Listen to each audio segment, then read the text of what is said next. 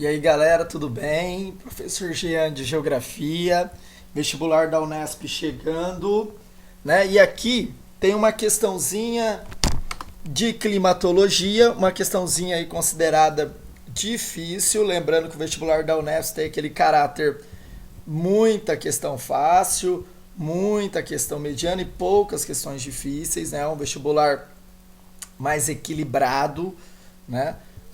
Onde o aluno vai ter que saber desde conhecimentos básicos até algo mais pontual. No caso dessa questão de climatologia, é uma análise pontual, é uma análise mais profunda dos fenômenos climáticos de circulação atmosférica, tá? Muito aluno me questiona, né? Eu quero uma questão difícil da Unesp da parte de geografia, porque quando eu pego a prova, a maioria são questões fáceis. Eu quero aquela que vai ser o meu diferencial. Essa seria o seu diferencial na parte de geografia. Olha, primeiro que ele dá um textinho, né, do jornal É o País, que vai falar da seca, tá, em São Paulo. Então, olha aqui, ó, as chuvas torrenciais que costumam causar tormentas nessa época do ano em diversas cidades brasileiras desapareceram neste verão. Então, uma anomalia climática aí, né?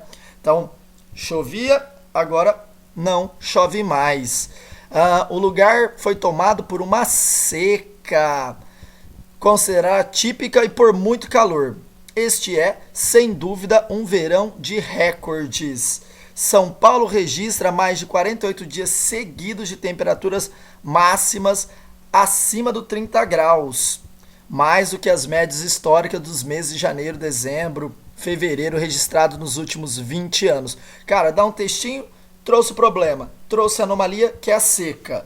Tá? Então vamos analisar por que dessa seca nesse ano na região centro-sul do Brasil. Tá? Então, ó, a dinâmica de circulação atmosférica, lembro você, dinâmica da circulação atmosférica, nós temos aí os ventos alísios, as massas de ar, né? Os ventos secundários, os ventos primários, tem importante papel na definição dos regimes climáticos predominantes em cada região brasileira. Então, cada região tem aquela massa de ar que vai atuar de forma mais incidente. Dentre as razões explicam a excepcional estiagem e elevadas temperaturas que assolaram a região centro-sul do Brasil nos meses de janeiro e fevereiro de 2014 estão, vamos analisar, a fenômeno Laninha, o aquecimento anormal das águas do Pacífico e o reforço das condições climatológicas de ambiente quente e seco por questões sazonais. Cara, né, falou e não diz nada, ele pontuou Laninha, né, aquele aluno lá que escutou o professor falar, nossa, Laninha, aquecimento, vai mudar toda a dinâmica das massas de ar, dos ventos alísios, vai ser essa que eu vou marcar. Errado, tá? O Laninha, como é o Ninho, são dois fenômenos ainda em estudo, né? Nós sabemos pouquíssimas coisas do Laninha e do El Ninho. E o Laninha, cara, quando nós falamos de centro-sul, nós ainda não sabemos qual é o verdadeiro fenômeno que vai ocorrer aqui, se é seca ou se é chuva. Se fosse no norte do país, então você teria chuva na Amazônia e seca no Nordeste. Já no centro-sul, ainda é uma incógnita. Tem época que o Laninha vai gerar ocorrência de chuva e ocorrência de seca. Aqui é claro que é seca. Não é a melhor resposta, longe disso. Olha B. A incidência de uma zona de alta pressão atmosférica e o predomínio de uma massa de ar quente seca. Cara, qual é a massa de ar quente seca que nasce na planície do Chaco e atinge o centro-sul do país? Massa tropical continental. Tá? Massa tropical continental. Vamos deixar essa quietinha? Vamos para C. Ocorrência de uma zona de baixa pressão atmosférica e a passagem de uma massa de ar quente e seca. Cara, se for uma zona de baixa pressão atmosférica, tá? Então vamos pensar aqui, ó, uma área de baixa pressão atmosférica tá? Tá atuando sobre a região, a tendência é que ela suba. Se ela sobe, a temperatura vai diminuir.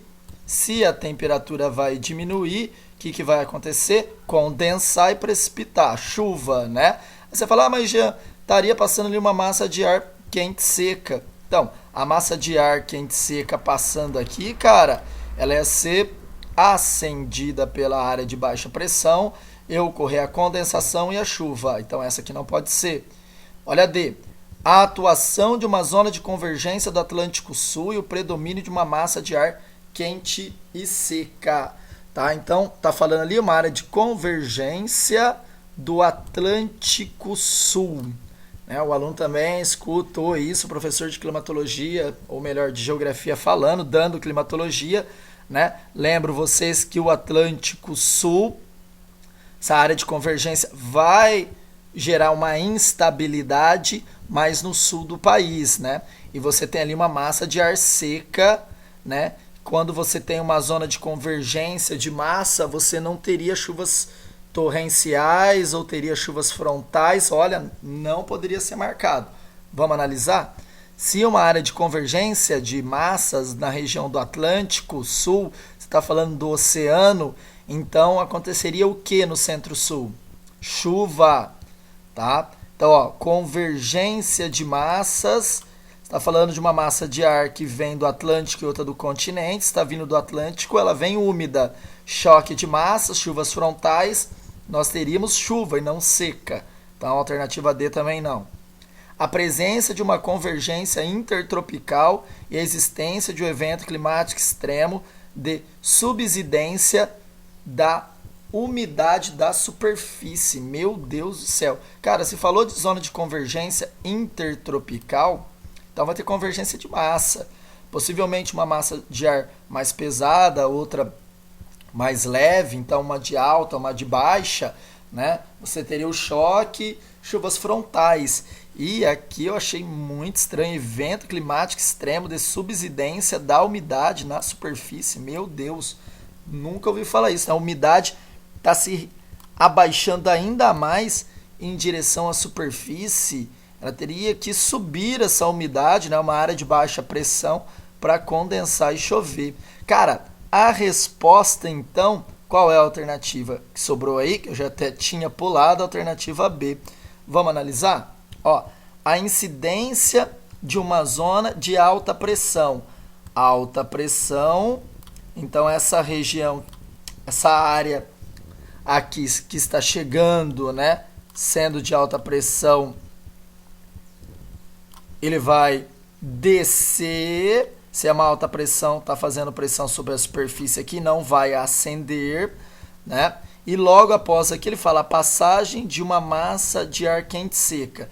Então aqui a massa de ar quente seca que está passando, no caso aqui a MTC,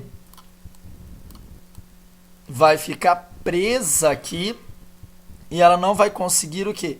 Ascender, porque essa de alta pressão está segurando a massa tropical continental aqui quente seca, tá? Dificultando a sua ascendência. Porque se ela subisse aqui, o que ia acontecer? Temperatura ia cair. Lembro você que a cada 1 quilômetro nós temos um decréscimo aí de 6 graus, tá? Então, a cada 1.000 metros, menos 6 graus. Então, o que ia acontecer? Essa massa de ar ia subir, subir, subir, a temperatura ia diminuindo, diminuindo, diminuindo, né? Possivelmente ia condensar e precipitar. Como a área de alta pressão aqui está segurando ela, ela está estacionada aqui, ó. Observe, a área de alta pressão não deixa ela acender, pressiona ela, ela se mantém na superfície e aí nós temos aí esse recorde de temperaturas altas e esse recorde de estiagem na região centro-sul. Beleza, galerinha? Uma questão aí de nível difícil da Unesp, né? Todo mundo fala que não existe, eram questões muito fáceis e tal, mas sempre tem uma ou outra, geralmente de climatologia ou de geomorfologia, para complicar a nossa vida, tá? Mas estou aí para ajudar, para explicar. Pode contar comigo. Abraço, galera. Professor Jean Azevedo de Geografia. Fui.